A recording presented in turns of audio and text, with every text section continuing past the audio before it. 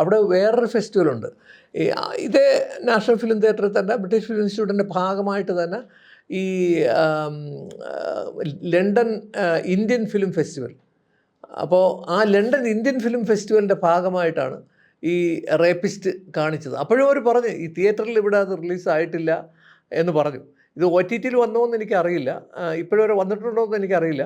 അപ്പോൾ അപ്പോൾ ഒരു റേപ്പ് എനിക്കറിയാൻ ഇവിടെ ഏത് രീതിക്കാണ് ഓഡിയൻസിനെ അട്രാക്റ്റ്, ആ പേരാണോ അത് കാരണം ഇവിടെ അത്തരം ചിത്രങ്ങളെ ഒരു വേറൊരു തരത്തിൽ ഇങ്ങനെ ഓഡിയൻസിനെ അട്രാക്റ്റ് ചെയ്യാനുള്ള ഒരു സാധ്യത ആ, ഉണ്ട് എന്ന് കേട്ടിട്ടുണ്ട്. പക്ഷേ എനിക്കറിയില്ല അത് ഏത് രീതിക്കാണ് ഓഡിയൻസ് ഇവിടെ അത്രയും അങ്ങ് ഇടിച്ചു കയറി എന്ന് എനിക്കറിയില്ല. പക്ഷേ ഒരു റേപ്പ് എന്നുള്ള ഒരു ഇഷ്യൂ, അത്രയും മേജറായിട്ടുള്ള ഒരു ഇഷ്യൂ വളരെ സീരിയസ് ആയിട്ട് എടുത്തിരിക്കുന്ന ഒരു പടമാണിത്. അപ്പോൾ അത് കാരണം ഇപ്പോൾ അതിൽ ഒരു ഞെട്ടിപ്പിക്കുന്ന ഒരു അനുഭവം എന്ന് പറഞ്ഞാൽ ഒരു കോളേജ് ലെക്ചറായിട്ടുള്ള രണ്ട് സ്ത്രീകളെയാണ് ഇങ്ങനെ റേപ്പ് ചെയ്യപ്പെടുന്നത്. അതിൽ പടത്തിൽ ഒരാൾ കൊല്ലപ്പെടുകയും ചെയ്യുന്നതായിട്ടാണ് കഥ. അപ്പോൾ അതിനുശേഷം മറ്റേ ആൾ സർവൈവർ, മറ്റൊരു കോളേജ് ലെക്ചർ, അവരുടെ സുഹൃത്തുണ്ട്, അവർ ജീവിച്ചിരിക്കുകയാണ്. അപ്പോൾ അവർക്കൊരു ലിവിങ് ടുഗെദർ ബന്ധമുള്ള വേറൊരു പുരുഷനുണ്ട്. അപ്പോൾ അയാളുമായിട്ട് അവരുടെ പിന്നീടുള്ള ഈ റേപ്പ് ചെയ്ത ആളിനെ ഇവർ കാണുന്ന ഒരു സീനുണ്ട് അതിൽ.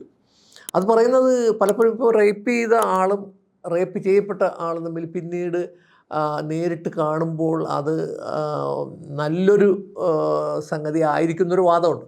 അപ്പോൾ അതാണ് ഈ ചിത്രത്തിൽ ഒരു പ്രമേയം. അതിങ്ങനെ വരുമെന്ന് വെച്ചാൽ ഇയാൾ ജയിലിൽ കിടക്കുകയാണ്.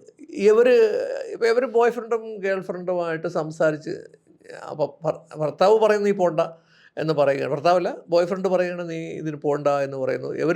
അവരെ കാണാൻ പോകുന്നു, ഈ റേപ്പിസ്റ്റിനെ കാണാനായിട്ട് തീരുമാനിക്കുകയാണ്. ഞങ്ങൾ ഒരു ഓഡിയൻസ് എന്നുള്ള നിലയ്ക്ക് നമ്മളെ ഞെട്ടിപ്പിക്കുന്ന ഒരു അനുഭവമാണ് അത്. ഇയാൾ ജയിലിൽ കിടക്കുന്നു, ഈ റേപ്പ് ചെയ്ത ആൾ, അത് അതിഭീകരമായ റേപ്പാണ് അതിൽ നടക്കുന്നത്. അപ്പോൾ ആ റേപ്പ് ചെയ്ത ആളിനെ ഈ റേപ്പ് ചെയ്യപ്പെട്ട വനിത, കൂടെയുള്ള ആൾ മരിച്ചുപോയി, നേരിട്ട് ചെന്ന് കോൺഫ്രണ്ട് ചെയ്യുകയാണ്. നേരിട്ട് ചെന്ന് ഇവരിങ്ങനെ ധൈര്യമായിട്ട് ഇങ്ങനെ ചെല്ലുകയാണ്. ഇവരിങ്ങനെ ചെന്ന് നോക്കിയിട്ടങ്ങ് മറിഞ്ഞ് ബോധം കെട്ട് വീഴുകയാണ് അതിൽ റേപ്പ് ചെയ്ത ആൾ. അപ്പോൾ ഇത് കംപ്ലീറ്റ് റോളങ്ങ് റിവേഴ്സ് ചെയ്യാണ്. ആദ്യം ഇവർ റേപ്പ് ചെയ്യുമ്പോഴത്തേക്ക് ഇവർ തറയിൽ കിടക്കുന്നു, ഇവനങ്ങ് ഉയരത്തിൽ നിന്നിട്ട് ഇവരെ ആധിപത്യം സ്ഥാപിക്കുകയല്ലേ. അപ്പോഴത്തേക്ക് അത് നേരെ കംപ്ലീറ്റ് റിവേഴ്സ് ചെയ്യുമ്പോൾ ഫ്ലാറ്റായിട്ട് താഴെ കിടക്കുന്നു. അവർ അവിടെ സ്റ്റഡി ആയിട്ട് നിൽക്കുകയാണ്. അപ്പോൾ ഇവരുടെ മുന്നിൽ ഇവൻ ആരുമല്ലാതെ ഇങ്ങനെ തറയിൽ ഇങ്ങനെ കിടന്നിട്ട് അവരുടെ അടുത്തങ്ങ് ഏത് തരത്തിലവന് ഇങ്ങനെ ക്ഷമാപണം പറയണം എന്നുള്ള അവസ്ഥയിൽ. പിന്നെ അവൻ്റെ സോഷ്യൽ ബാക്ക്ഗ്രൗണ്ടിലോട്ട് പോകുന്നുണ്ട് പടം. അങ്ങനെ അതിൻ്റെ ഒരു വിവിധ വശങ്ങൾ നോക്കുന്ന ഒരു സിനിമയാണ് റേപ്പ് എന്നുള്ള ആ ഇഷ്യൂവിൻ്റെ വിവിധ വശങ്ങൾ. അതിൽ കാരണം വളരെ മോശപ്പെട്ട ഒരു അന്തരീക്ഷത്തിലൂടെ വളർന്നു വന്ന ഒരാളാണ് ഈ റേപ്പിസ്റ്റ്. അവൻ തന്നെ ഇങ്ങനെ ആ പീഡനങ്ങളൊക്കെ, നീ ആരെങ്കിലും പ്രേമിച്ചിട്ടുണ്ടോ എന്ന് ചോദിക്കുന്നുണ്ട്. അപ്പോൾ അവനാരെയും പ്രേമിച്ചിട്ടൊന്നുമില്ല. അപ്പോൾ സ്ത്രീ പുരുഷ ബന്ധം നീ എവിടെ വെച്ചാണോ കാണുന്നത് എന്ന് ചോദിക്കുന്നുണ്ട്. അപ്പോൾ അതിൻ്റെ ഉത്തരം കുഴപ്പമാണ്. കാരണം അവൻ്റെ അമ്മയെ അച്ഛൻ ഇങ്ങനെ ബലാത്കാരമായിട്ട് ബന്ധപ്പെടുന്ന ആ ഒരു സീനാണ് അവന് ഓർമ്മ വരുന്നത്. കാരണം ഈ പാവപ്പെട്ട ആളായതുകൊണ്ട് ഇങ്ങനെ ഒരു റൂമിൽ കഴിയുന്നു. അപ്പോൾ അതാണ് അവൻ്റെ ആദ്യത്തെ അനുഭവം, അതവൻ്റെ ആദ്യത്തെ ഓർമ്മ ഇതിനെപ്പറ്റി. അതൊക്കെ ഈ പടത്തിൽ വരുന്നുണ്ട്. അങ്ങനെ പല തരത്തിലുള്ള ബന്ധങ്ങൾ. ഇതിൽ വേറൊരു കാര്യം, അവരുടെ മകൾ തന്നെയാണ് ഇതിൽ മെയിൻ റോൾ എടുത്തിരിക്കുന്നത് എന്നുള്ളതാണ്. അപ്പോൾ അവർ രണ്ടുപേരും ലണ്ടനിലുണ്ടായിരുന്നു, ഗംഭീരമായിട്ട് ഓഡിയൻസുമായിട്ട് റിയാക്ട് ചെയ്തു.